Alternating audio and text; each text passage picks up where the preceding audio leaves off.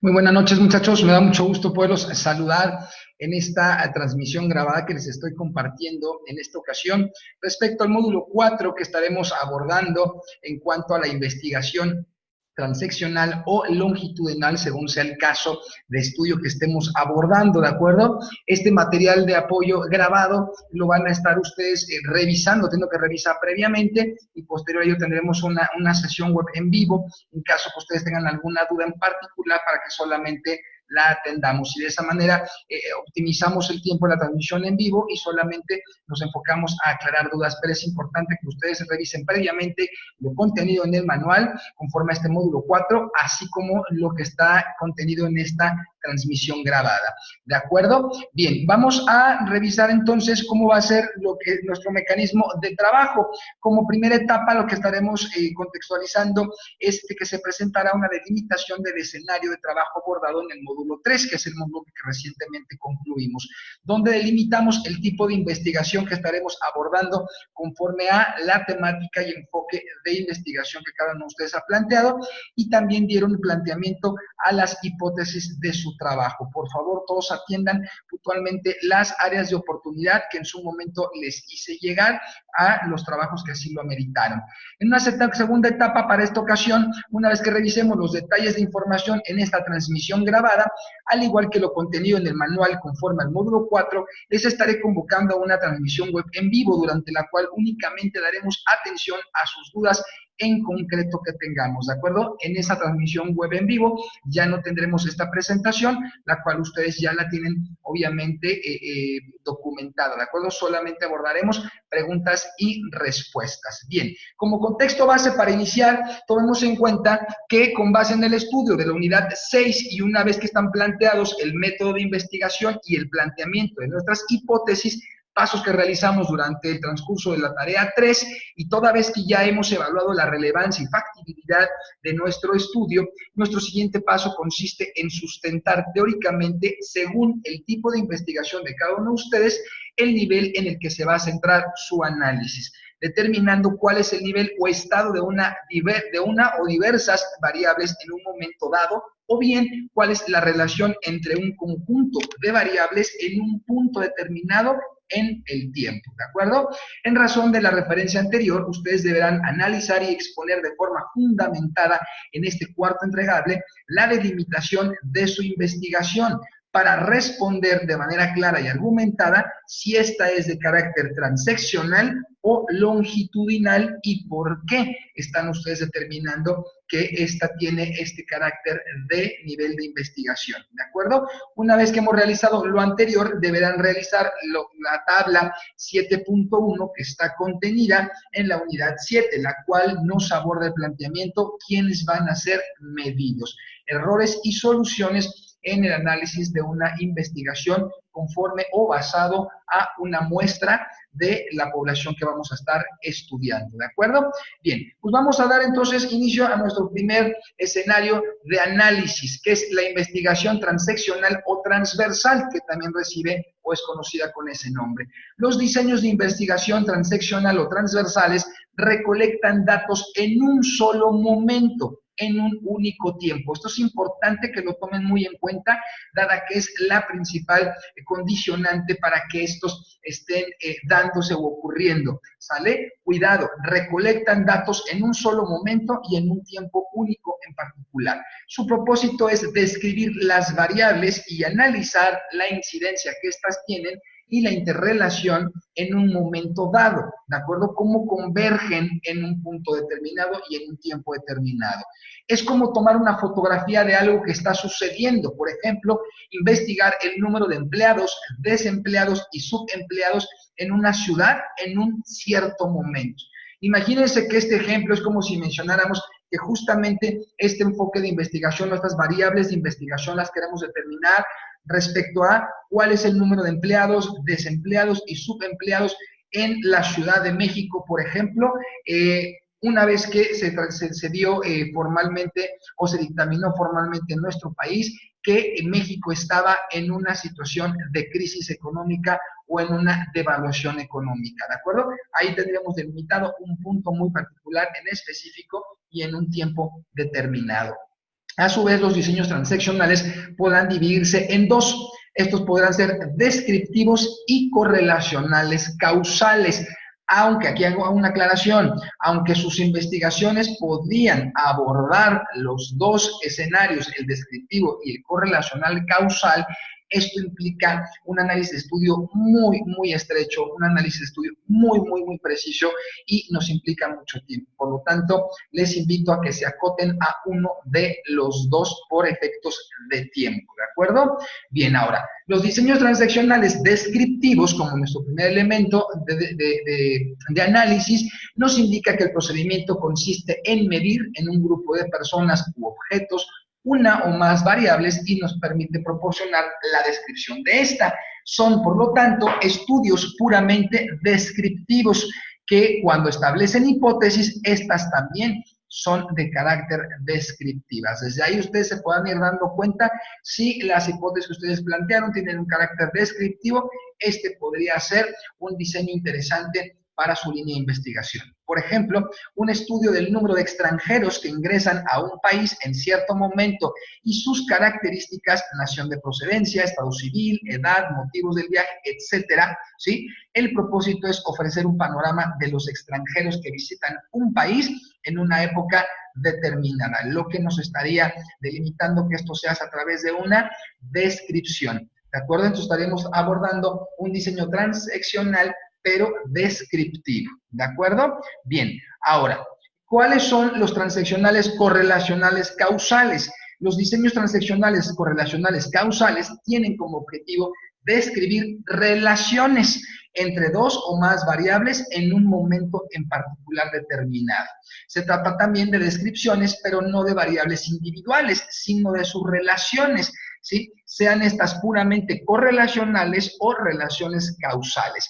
En estos diseños lo que se mide es la relación entre variables y un tiempo determinado.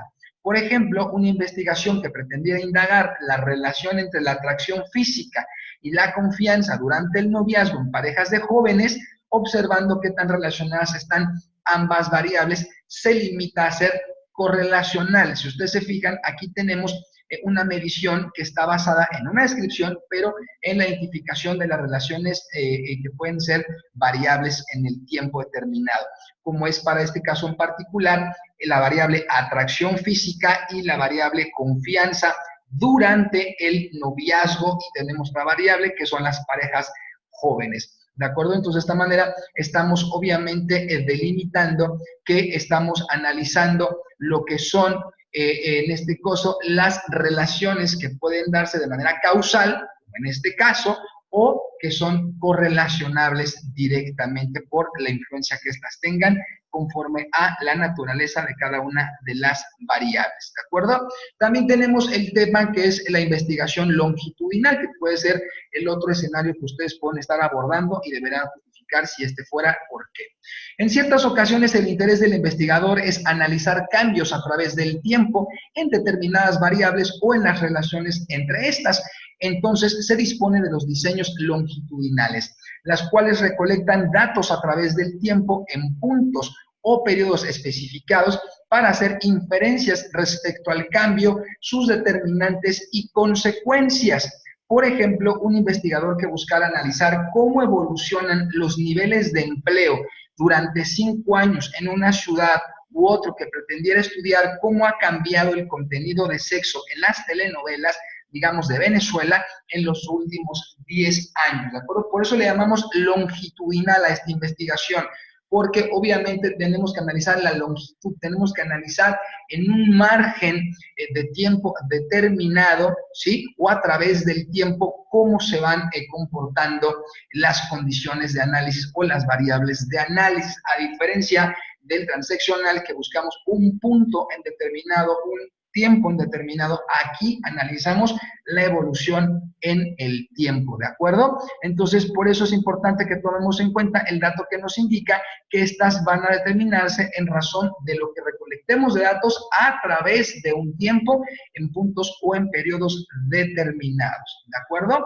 Ahora, dentro de estas tenemos algunos escenarios como el de tendencia o trend. Dentro de las longitudinales, ustedes también podrán determinar cuál de estas tipos de diseños es el que aplica a su investigación. Los diseños de tendencia o trend son aquellos que van a analizar cambios a través del tiempo, en variables o en las relaciones de estas, dentro de alguna población en general. Por ejemplo, una investigación para analizar cambios en la actitud hacia el aborto en una comunidad.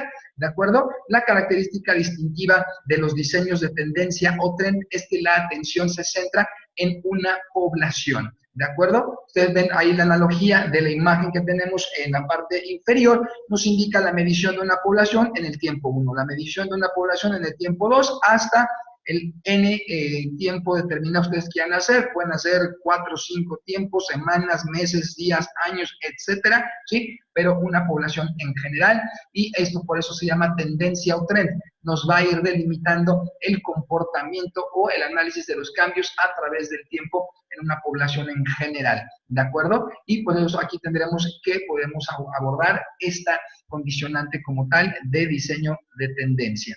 Tenemos el diseño de evolución de grupo. Los diseños de evolución de grupo o estudios cohort examinan cambios a través del tiempo en subpoblaciones o grupos en específico. A diferencia de la tendencia que eran en la población en general, aquí ya vamos a delimitar subpoblaciones o grupos en específico, ¿de acuerdo? Pero seguimos con la característica que estamos examinando los posibles cambios que se dan a través del tiempo en general. El tiempo nosotros lo podemos también delimitar qué tan amplio es. Su atención son los grupos de individuos que están vinculados de alguna manera, generalmente la edad, grupos por sexo, grupos por profesión. Un ejemplo de estos grupos sería el formado por las personas que nacieron en el año de 1930 en Brasil, pero también podría utilizarse como criterio de agrupamiento temporal como las personas que se unieron en matrimonio durante 1986 y 1987 en Costa Rica, o los niños de la Ciudad de México que asistían a instrucción primaria durante el terremoto que ocurrió en 1985. ¿De acuerdo? ¿Se fijan? Seguimos examinando cambios a través del tiempo, pero nos estamos enfocando ahora en subpoblaciones o grupos muy en específico para dar análisis a nuestro contexto de estudio. Los diseños de los que estamos hablando hacen seguimiento de estos grupos a través del tiempo, como lo ven en la imagen. Igual tenemos que en el anterior, en el trend, el tiempo 1, tiempo 2, tiempo 3 o tiempo K, en lo que ustedes determinen como la cantidad de tiempos que van a analizar, y la medición de una subpoblación o un grupo en específico como tal. Y es por eso que debemos de justificar el por qué utilizaremos cada uno de los diseños o uno de ellos como tal, ¿de acuerdo? El diseño de panel, los diseños de panel son similares a las dos clases de diseños vistas anteriormente, solo que el mismo grupo específico de sujetos es medido en todos los tiempos o momentos. Un ejemplo sería una investigación que observara anualmente los cambios en las actitudes de un grupo de ejecutivos en relación a un programa para elevar la productividad, digamos, durante 5 años. Cada año se observaría la actitud de los mismos ejecutivos, es decir, los individuos y no solo la población o subpoblación, son los mismos. En los diseños panel se tiene la ventaja de que además de conocer los cambios grupales, se conocen los cambios individuales. Se sabe que estos casos específicos introducen el cambio. La desventaja es que a veces resulta muy difícil obtener exactamente a los mismos sujetos para una segunda medición u observaciones subsecuentes para tomar las decisiones respectivas o relativas a ello. ¿De acuerdo? Se fijan, esta nos integra a las dos anteriores, a la de tendencia y a la que tenemos reconocida como de evolución de grupo, pero en esta en particular vamos a tomar muy en específico a un grupo de sujetos en particular y los estaremos midiendo en todos los tiempos o momentos como tal, pero su grado de complejidad es que en una segunda fase, en una segunda etapa, el grupo pudiera moverse o cambiarse y eso nos podría alterar nuestra posible interpretación de resultados para la toma de decisiones. Como último punto, muchachos, ustedes estarán enfocándose, ¿de acuerdo?, en desarrollar la tabla 7.1 que está contenida en la unidad 7. Por favor, bastará que desarrollemos la tabla, obviamente conforme al tema de investigación de cada uno de ustedes ha celebrado. Esta tabla obviamente se está considerando que lo que va a ayudarnos a delimitar y a medir es la muestra, ¿de acuerdo? La muestra que vamos a estar trabajando, y obviamente esta tabla no la vayan a pretender hacer antes de elaborar finalmente los escenarios de diseño de investigación que vayan a tomar, ya sea transeccional o longitudinal, dado que de acuerdo a la dimensión que ustedes determinen de estos dos escenarios, podrán empezar a trabajar la dimensión, la ubicación de lo que será la muestra que ustedes tendrán que tomar de manera representativa para poder abordar su análisis de estudio, ¿de acuerdo? Recordemos que esta tabla lo que nos pide es que delimitemos con claridad quiénes van a ser medidos en nuestro estudio y detectemos los posibles errores y las soluciones que debemos de tener en cuanto al planteamiento. Es una tabla muy noble, es una tabla muy amigable